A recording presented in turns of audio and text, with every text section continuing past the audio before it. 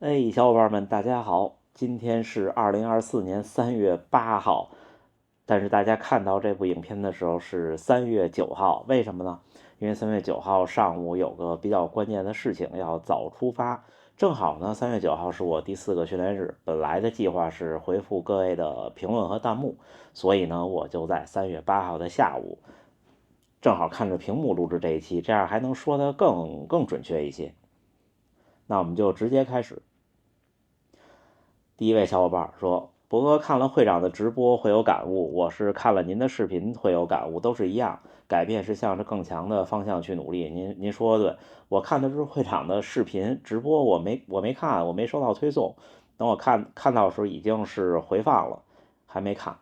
确实是，就是我倒不是说看谁的内容有感悟，而是我突然发现他说3分配前进，然后我就在想，那对我来说，比方说3分40前进，现不现实？那不现实，为什么不现实呢？因为我跑极限的阈值配速也就是3分36，那不可能3分40嘛，所以想办法把阈值提升到3分30，可能就有机会了。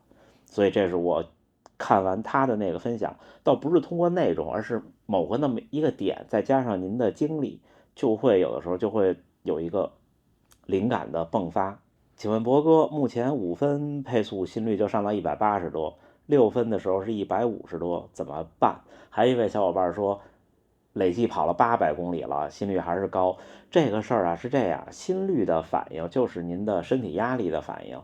说白了，您往前进，您的肌肉做功，对吧？然后呢，它消耗能量，消耗能量呢怎么办？这能量从哪儿来呢？从血液里来。血液怎么来呢？血液就是你呼吸，然后呢，心脏跳动，把你这个肺里的这心脏出来进到肺，肺里变成带上能量，带上氧气，输送到您的各个器官。那这个单次为什么我们说心肺能力？心肺能力是什么呢？我的理解有这么几方面。第一方面是你每一个单位体积的血液能够带走的氧，这包括您的最大摄氧量，也包括您的这个氧气的输送能力。还有一方面就是您这一次心脏一次收缩能泵多少血，能有多大劲儿，那这两个都得靠练呀。它都是你5分配到180多，说明您在5分的时候，您肌肉需要的那个东西，您的心跳跟不上，它就会越跳越快，对不对？所以这只能靠练。心率这个事儿真的没有窍门。包括有一位小伙伴说有什么呼吸技巧吗？呼吸其实也有技巧，但是没有窍门，就是它其实是随着您的训练，呼吸会变得更加游刃有余。因为呼吸其实是跟心率是成正比的，是有关系的。你心率越高，你肯定就越喘。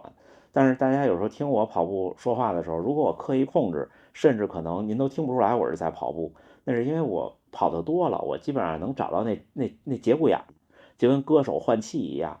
他并不是说这歌手的心肺能力或者什么就比您强多少，对吧？他其实就是个节骨眼。博哥，我今年定的目标是全马315，明年目标是破3。我现在感觉自己速度不行，耐力方面我可以空腹无补给跑35K 不崩。我就在想该怎么提高自己的速度呢？目前530的配速，心率就上140了。445的配速能维持30公里，自己跑强度时感觉配速低于4分时，迈腿姿势就不稳定了。您的意思是快于4分时，对吧？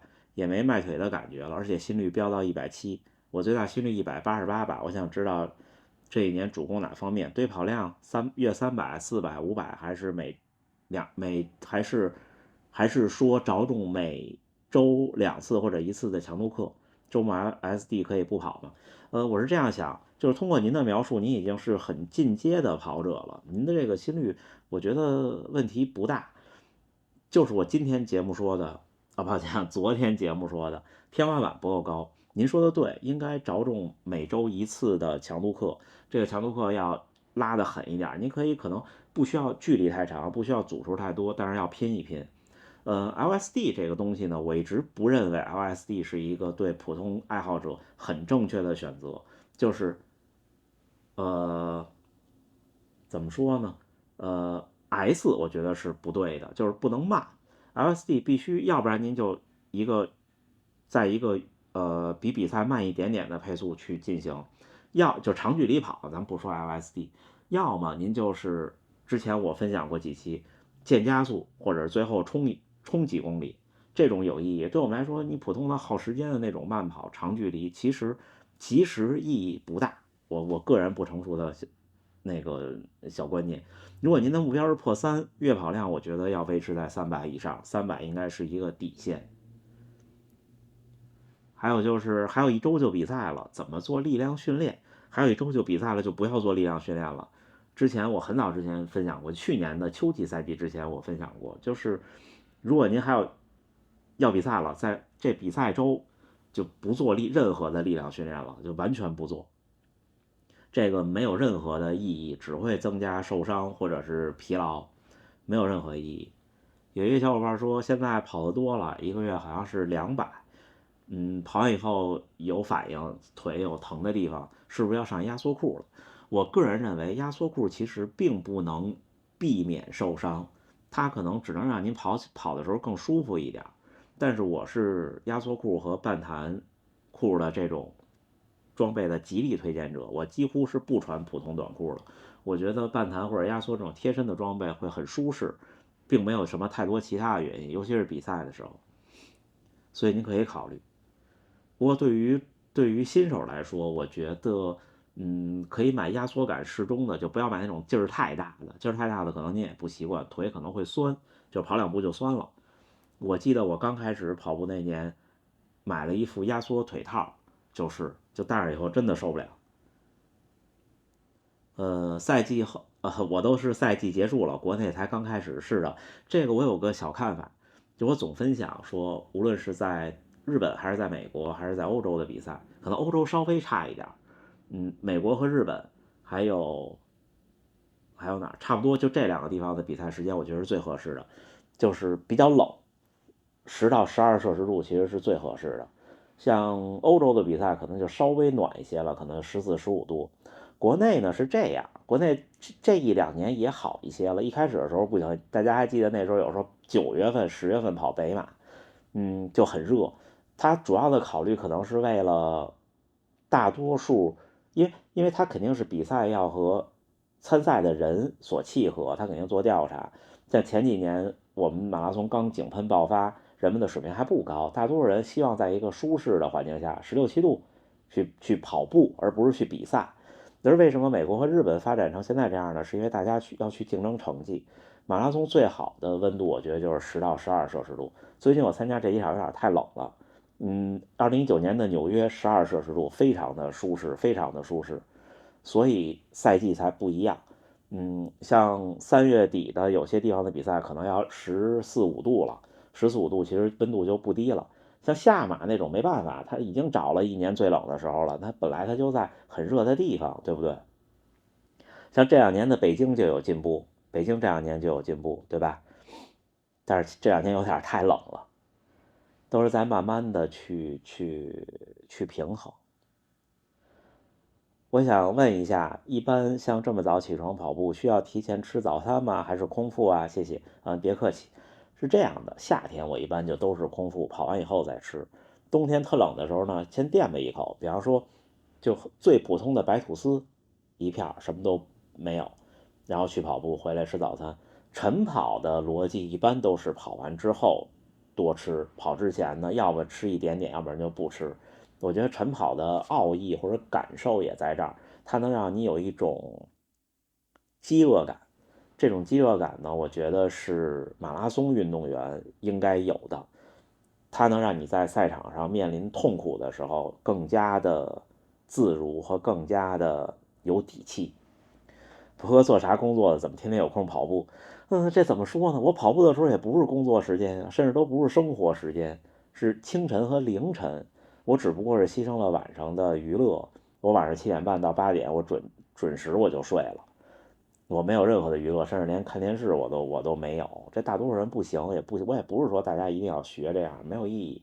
至于我的工作，我我可能不谦虚的说，我可能我的工作真的算是挺忙的。我这工作没点儿，比方说今天早上起来这边时间3点半，北京时间2点半我就起来了，就上线昨天要上线的东西，因为互联网行业可能早得是主要用户群在半夜的时候做一些变更，对吧？上线完以后盯监控没什么问题了，我出门跑步回来呢，再跟同事反馈这些白天，比方现在再有1个小时我要开会，然后我要有开发的工作，我还要有安排协同的工作，我还要有客户甲方的工作，这些都是每天要做的。只不过就是怎么说呢？像我小时候，奶奶老跟我说，光看贼吃肉，不看贼挨打，就每个人都是要付出一些东西。博哥早，大家早，24号要参加首马了，报的是成都双遗，但这2天调整作息，晨跑发现状态特差。赛前1个月的时候自测了30K，平均配速516，本打算比赛配速按520来，但这2天为了调整作息开始晨跑，发现跑得太差了。虽然我知道习惯夜跑，突然改晨跑状态肯定不行，但没想到差这么多。平常我夜跑17公里，456配速都游刃有余，这2天晨跑9到10公里，配速505左右都有点累。说实话还是有点担心的，虽然我才开始调整作息，又是空腹晨跑，但信心多多少少有影响，也可能因为首马太紧张了。我在想我的比赛目标要不要再调整一下，因为我30K 自测也是在夜跑状态下，要不要保守？是这样的，就是谁晨跑，包括我，你看我都晨跑这么多年了，我在早上起来的晨跑的状态远远要比我白天的时候差，这个不用太担心。所以我才说为什么比赛日要早起，要早吃早饭。您要把您比赛的那个晨跑变成午跑，我说清楚我的意思了吗？比方说比赛发枪是早上8点，您如果7点起床，那肯定它是晨跑呀。但是您要是4点或者3点起床，它不就变成了您的中午吗？是这样的，我就这么对付我自己，因为晨跑，尤其是空腹晨跑，你跑不动是很正常的。我第一次晨跑的时候倒没有明显的感觉，因为那时候我本来就特差。但是第一次空腹晨跑的时候就8公里，我都快就跑完以后感觉自己就饿得能吃人了，不开玩笑的说，真的。所以这个事儿是很正常，再正常不过的。您千万别这么想。您如果能30公里平均516，比赛就您可以按照518起跑都没有问题。到半程之后再感觉，我觉得您的水平不至于跑到最后大崩了。但是说实话，5分配速以外的选手到最后不掉速的可能性几乎没有。对，就看您的目标是什么，您可以给自己定一个比赛时间的目标就好了。有空讲讲 B 套，看我那个周3带那绿色的挺好看。B 套是这样，我训练的时候带的少，只有春秋换季的时候带，就为了调整温度。比赛是必带的，不管是夏天还是冬天，冬天带厚的，夏天带薄的。那 B 套的好处是让你的胳膊会比较的凉爽舒适，没有那种汗液流下。同时呢，B 套可以塞能量胶和盐丸。这就是我的对 B 套的看法。夏天带薄的，冬天带厚的就好，别太紧。就正常的那种，就是它能弹住就好。今天我说，在国内大家不习惯使用电子邮件，是因为错过了 PC 的互联网时代。有些小伙伴说也不全是，而是工作和生活的边界。我跟您说太好了，真的就是边界感其实是生活幸福的一个很大的一个标准。那比方说今天是前景医生的生日，我们在群里就祝一下生日快乐，他发表一个感谢就结束了，没有那么多的事情。然后周3的早训练也是，我们那天跑完以后，大家就默默的各自离开，最多打一个招呼，就是边界感。尤其是工作，像我这工作没办法，因为我要实时待命的，大多数时候就是即时通讯，可能会让各种事情的边界感变得模糊。就像上次我直播我最后说的观点，科技不会让人们更懒惰，而是会让人们更勤奋，就是这样的。你能触及你的方式越多，你可能就越忙。但是邮件我觉得是个正事儿的沟通的好方式，因为它能便于查阅，不那么着急，不那么碎片化，也仅此而已。这东西没有好坏，就跟小伙伴说，东京马拉松跑完以后疏散走得太远什么的，他那走得远是这样，就是您的分组越好，走得越远，那么体验不好什么的。这些就是大家都是一个习惯，有的人侧重这个，有的人侧重那个。像比方说像日本，像东京马拉松，今年还好，去年我参加的时候出发点都没有厕所，就是等候区。他的考虑可能是为了安全、干净，他可能侧重那方面，但是他忽略了普通跑者的感受。像有的地方的比赛呢，就特随意，尤其有的欧洲的比赛，站路边就尿了。他考虑的可能是更多的是跑者的感受，但是完了肯定会给城市带来一些影响。这都是看您侧重哪儿。还是我那观点，没有任何一个人希望在自己做一个事儿之前就决定把这事儿做坏的。甭管他是不是情愿的，我觉得真的这种情况很少，大家都是想好的做，只不过逻辑呀、性格呀、环境啊不一样而已。我们还是往好处想，所有人，包括你看我拿到一些评测小东西也是，我都尽量的往好处想人家。很多时候并不是做不好，是可能钱不够，或者是流水线买不下来，亦或是可能要妥协。比方说现在对电池的妥协，对什么的妥协，都是一样的。佳明的 Forerunner 165不是双频，是不是双频？这个我觉得，哎，怎么说呢？有待商榷吧。它只要不是双频，你要不是在比方像我们那些天天在大阪城跑步的小伙伴，他其实无所谓。但是如果您只要跑城市，现在不是双频，真的不行。我我们那天那个群里发了一张图啊，能找到我就贴屏幕上。大阪马拉松一个朋友，就是我们群里的日本朋友发的，他的朋友可能是用了以前很老旧的佳明手表，在拐弯的时候直接出现在了海里，一下跑了46公里，好像是，我都不记得了，我努力找一找那张图。要哭的那个女子选手不是新谷仁美吗？其实是这样，为什么我说我有社交恐惧呢？我的社交恐惧是这样的，我对这些事情天生不敏感，并且没有好奇心。就我认识的人特别少，真心特别少，或者说我认识一个人，他是哪儿人呀？具体是哪个省、哪个市、哪个县的呀？或者他多大呀？或者他最好成绩是什么呀？我几乎一概不知，这是我的缺点。所以我就不认识这么多人，我只能看到人家胸口的名牌。比如前看到服部勇马，是服部勇马吧？我应该没说错。我看到他写了一个哈托利，我知道这个还是因为看柯南知道这个是服部啊，我知道啊，跑这么快的可能就是他。再加上他对面有一个女的拿着一牌，上面写着好像写的勇马，我才知道，我都不认识了。我看脸，而且我还脸盲，不管是中国人还是西方，这东方面孔还是西方面孔，我都脸盲，脸盲的厉害。所以如果有小伙伴我见过您一次，请教过您的姓名，再见我记混了，一定别介意，这是我在努力的地方。还有小伙伴说，我那天发的照片，最后一张拿着 Finisher 毛巾那张照片跟家属合影，但是那儿家属进不去呀，那儿刚领完毛巾和奖牌，还没领吃的呢，领完吃的还得去取包。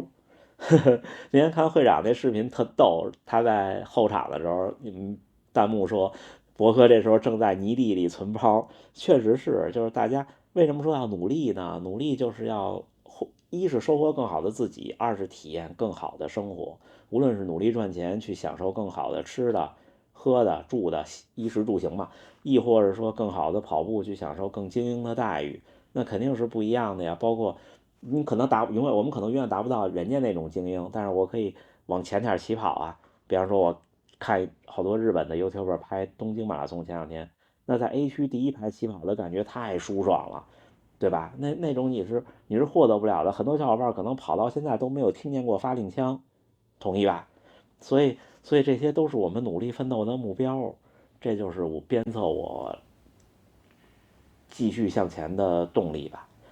然后最后至于100公里的设备，大家说的其实跟我想的差不多，其实无外乎就是主要还是运动相机，这个 Osmo Pocket 应该是不合适，要那种就是普通运动相机 GoPro 或者是Insta360的 Ace Pro 或者是大疆的 Action 4那种类型的。那剩下我比评判的就是电池，确实是有的品牌的电池是有完整的电池仓的，能扣上盖的，有的是开放式的。也有小伙伴说什么都不如手机，我同意您的概念，我也会考虑这个问题。而且我确实还不能预估我多长时间能跑完，所以再看吧，不用大家众筹，我努力的去联系，看有没有可能拿到赞助，拿不到的话，我就尽我的可能去购买，好吗？行，那我准备的评论差不多就回完了，感谢大家，包括说这两天生病，大家带来的问候，都感谢大家，没什么事儿，你们看我听我说话也还好吧，状态也还好，是不是？行，那就这么着，然后咱们3月9号下午1点半，咱们北京时间1点半直播见，好吗？